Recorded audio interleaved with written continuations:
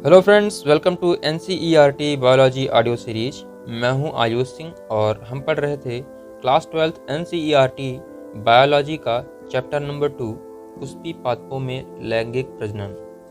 तो इसमें हम शुरू कर रहे थे परागकण। इसके पहले हम वीडियो शुरू करें, आप सभी लोग हेडफोन लगाकर शांत जगह पर बैठकर इस ऑडियो को ध्यान से सुनें।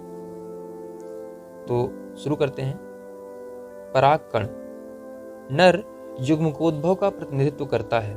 यदि आप हिबिस्कस यानी गुड़हल या किसी अन्य पुष्प के खुले परागकोश को छूते हैं तो आप अपनी अंगुलियों में पीले रंग के पाउडर जैसे परागकणों को पाते हैं। एक कांच की स्लाइड पर एक बूंद पानी डालकर उस पर यह परागकण छिड़कें और एक सूक्ष्मदर्शी में देखें। आप निश्चित रूप से आश्चर्यचकित हो जाएंगे कि विभिन्न प्रकार की प्रजातियों के परागकण विन्यास, आकार, रूप, रंग एवं बनावट में भिन्न दिखते हैं। परागकण सामान्यतः गोलाकार यानी गोलीय होते हैं, जिनका व्यास लगभग 25 से 50 माइक्रोमीटर होता है। इनमें सुस्पष्ट रूप से दो परतों वाली भित्ति होती है। कठोर बाहरी भित्ति को बाह्यचोल कहते हैं, जो कि स्पोरोपोलिनिन से बनी होती है, जो सर्वाधिक ज्ञात प्रतिरोधक कार्बनिक सामग्री है। यह उच्च ताप तथा सुदृढ़ अम्लों एवं क्षारों के सम्मुख टिक सकती है। अभी तक ऐसा कोई एंजाइम पता नहीं चला है जो स्पोरोपोलिनिन को निम्नीकृत कर सके। परागकण के बाह्यचोल में सुस्पष्ट द्वारक या रंध्र होते हैं, जिन्हें जनन छिद्र कहते हैं, जहां पर स्पोरोपोलिनिन अनुपस्थित होते हैं। परागकण जीवाश्मों की भांति बहुत अच्छे से संरक्षित होते हैं, क्योंकि उनमें स्पोरोपोलिनिन की उपस्थिति होती है। बाह्यचोल में प्रतिमानों एवं डिजाइनों की एक आकर्षक सारिणी यानी स्तंभों की पंक्तियां प्रदर्शित की गई हैं। चित्र 2.4। आपका क्या विचार है?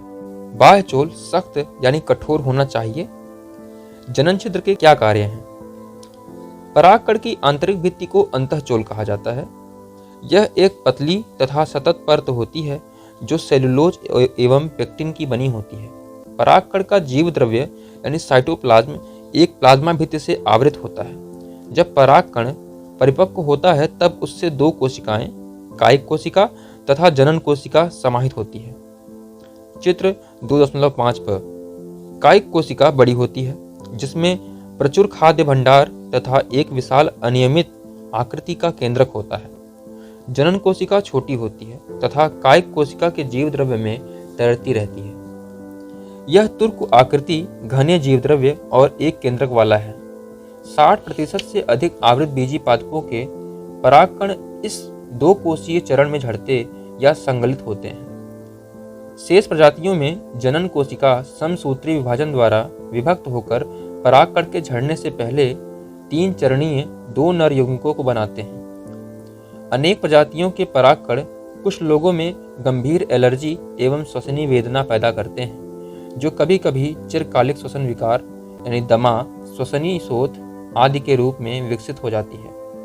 यह बताया जाता है कि भारत में आयातित गेहूं के साथ आने वाली गाजर घास या पार्थेनियम की उपस्थिति सर्वव्यापक हो गई है, जो परागकण एलर्जी कारक है। परागकण पोषणों से भरपूर होते हैं। हाल के वर्षों में आहार संपूरकों के रूप में पराग गोलियों यानी टैबलेट्स के लेने का प्रचलन बढ़ा है। पश्चिमी देशों में भारी मात्रा में पराग उत्पाद गोलियों एवं सिरप के रूप में बाजारों में उपलब्ध हैं।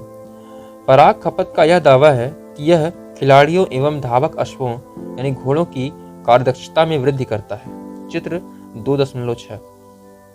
परागकण जब एक बार झड़ते हैं तो ये अपनी जीवन क्षमता, अंकुर क्षमता खोने से पहले वर्तिकाग्र पर गिरते हैं, जहां यदि आवश्यकता हुई तो निषेचन करते हैं।